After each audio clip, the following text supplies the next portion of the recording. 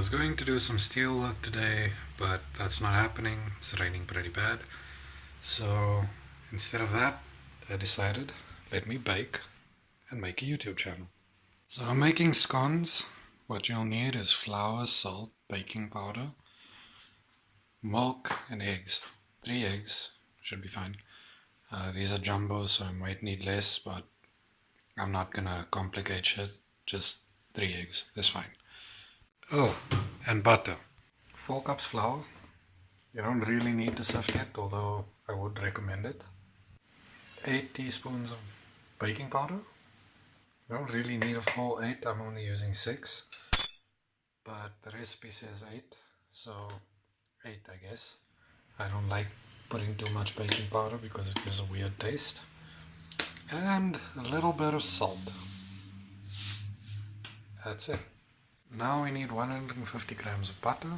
This is a 500 gram block, so what we'll do, instead of using a scale like a normal person, we'll mark it with an X and then draw a line down the middle. That means that is 250, so if we do that again,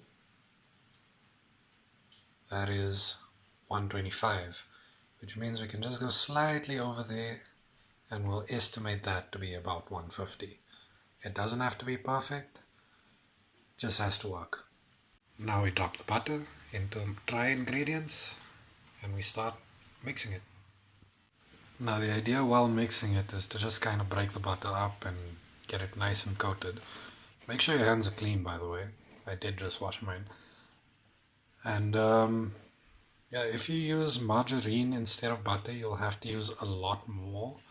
I don't know how much more exactly, but in my experience, it's like almost double. So I guess you could use like 300 grams, more or less. The idea is just to get the dough to a breadcrumb-like consistency. It takes quite a while to get it to that point, so I'll record again when I'm there, I guess. So this is more or less the consistency you want. You can see it looks somewhat like a bunch of little breadcrumbs. What you kind of want is, if you squeeze it in your hand like that, it should clump together and you should be able to really easily break it apart as well. That's what you're looking for your starting, I don't know if you'd call this dough yet, but that's what you want. Okay, so what you want to do with the eggs is you want to lightly scramble it. I'm using the knife that I cut the butter with because I don't like dishes. Just lightly scramble it, not too well. And then you want to add a bit of milk until that looks like about a third of a cup. This is a 1 cup measuring spoon. So you'll just add milk until about 2/3. There. My bad, it was 2/3, not 1/3. Anyway, mix that up. And then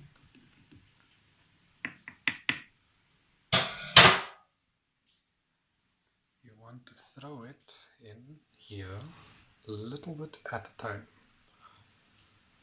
And then mix that. I'll be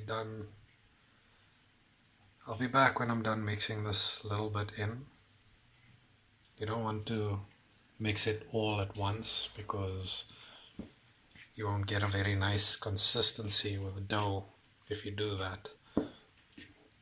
Oh hey, this might not be taking too long actually. Let's add a little more. You effectively want 3 or 4 pours for each 1.5 cups. You want 2 of those so that your total comes up to 1.5. So here's the second egg, second cup. So lightly scramble that. Add a bit of milk. I'm adding a bit less milk to this one because I want the total to be 1.5 cups and I added almost a full cup with the last one. So that's just slightly under half a cup. And while we're here, just wipe that up. There we go. Scramble this a bit more. Again, you don't want it fully uniform. You want some inconsistency with it. And a little at a time. Gotta use a knife for that. So eventually this is the consistency of the dough you'll end up with. It's nice and soft and easy to break apart. And it's not sticky at all. That's exactly what you want from your scones dough. So now you take some flour on a nice clean surface. Just dust it gently. Take your dough and puff. You're going to flatten it out, knead it a bit. Just want to get it nice and consistent in size and shape. Something like this corner here. About 4 or 5 centimeters should do it, I guess. That is 4 or 5 centimeters thick. Then you want to take a glass or whatever the hell you want to use. Just cut out a nice little slice like that. Okay, that's about 2 centimeters. Yeah, that'll work.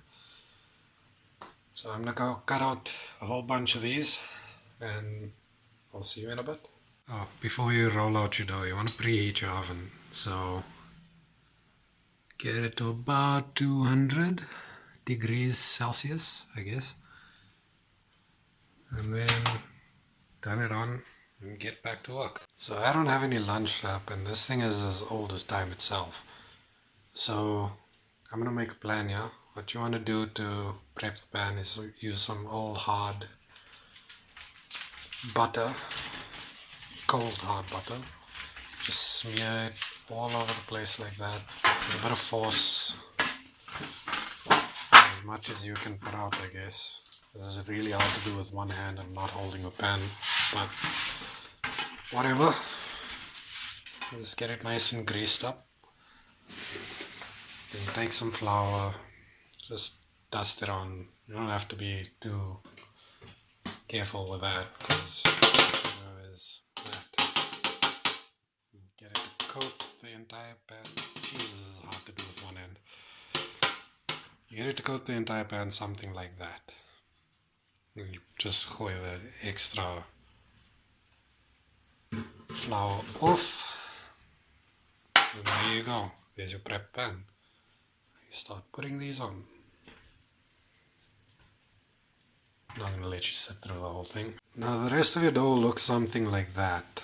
All you want to do is keep the flour side down, squeeze it together as much as you can, and then you start kneading it up again.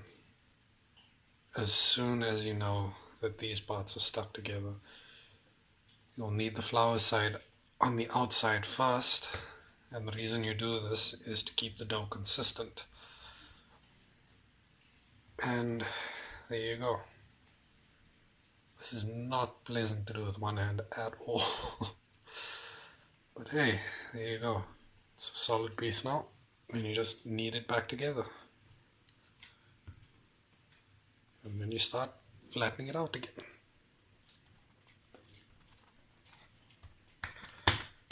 That'll make another 12. So I'll see you when I've done that. Okay, so you want to rinse your cup up, I guess. You don't have to be too thorough because you're going to get it dirty again. With the same ingredients, I suppose.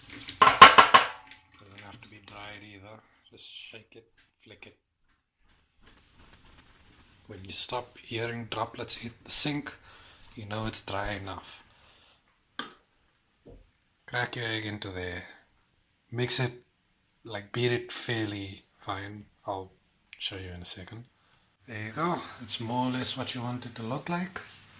And now you take your brush. This is a super fancy ass brush. I don't know where we got this. Anyway, you want to brush egg over the top of your scones. You don't have to use a lot. In fact, this one I used a bit too much, so you can brush off of that one onto the others. The idea is just to get a little bit of egg wash over the top so that you can get a nice golden brown color out of them, and the top won't puff up like the rest of it will. That's basically the only reason you're doing this, so that it looks more like a scone. One dip got me 9 eggs. I'm just recording this to see if I can do it with one hand. Gotta pop them into the oven like that.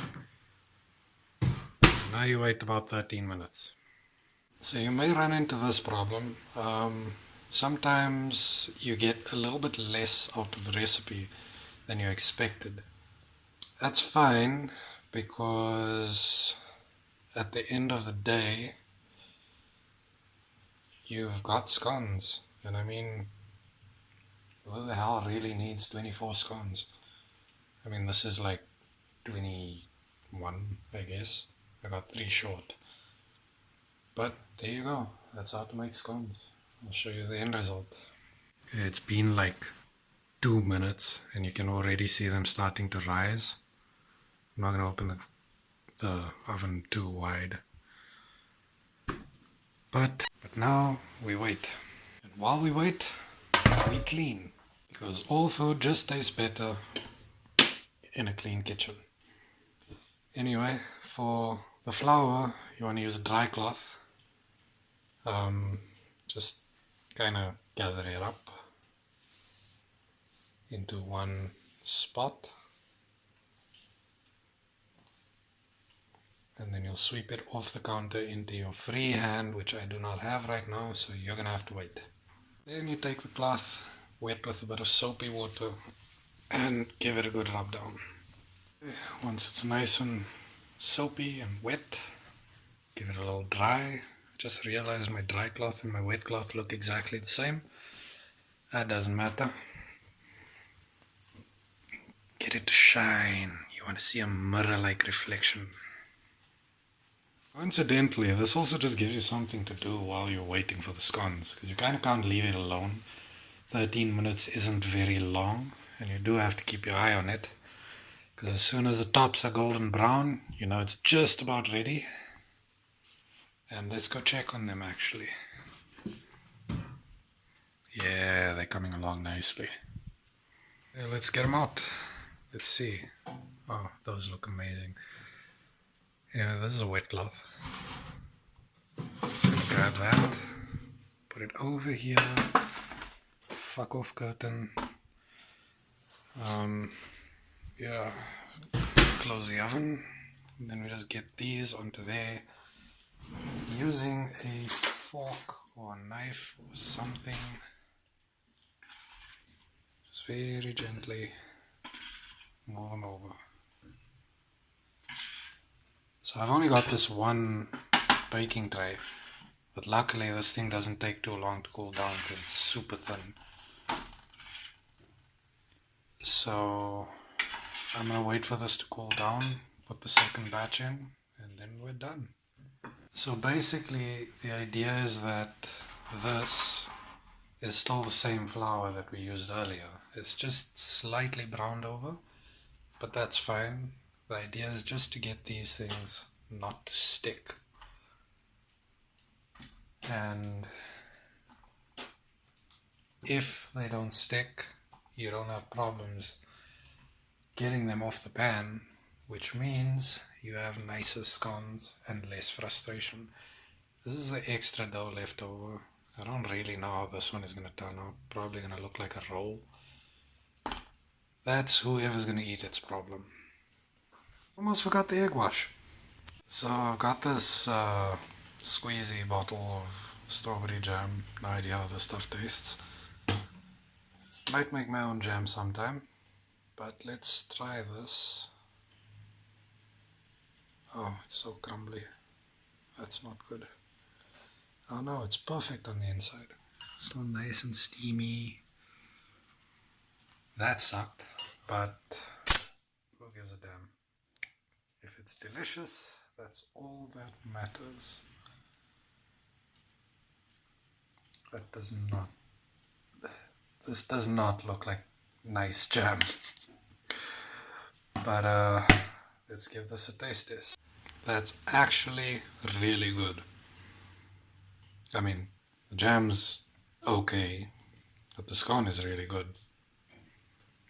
You know what? I think I'm gonna go buy some strawberries and make my own jam. Maybe not today, but sometime soon. Well, thanks. I hope you enjoyed. Cheers. And yes, I did clean the counter again. The saying is, best food comes from a clean kitchen. So I'm a firm believer in that. Anyway, cheers.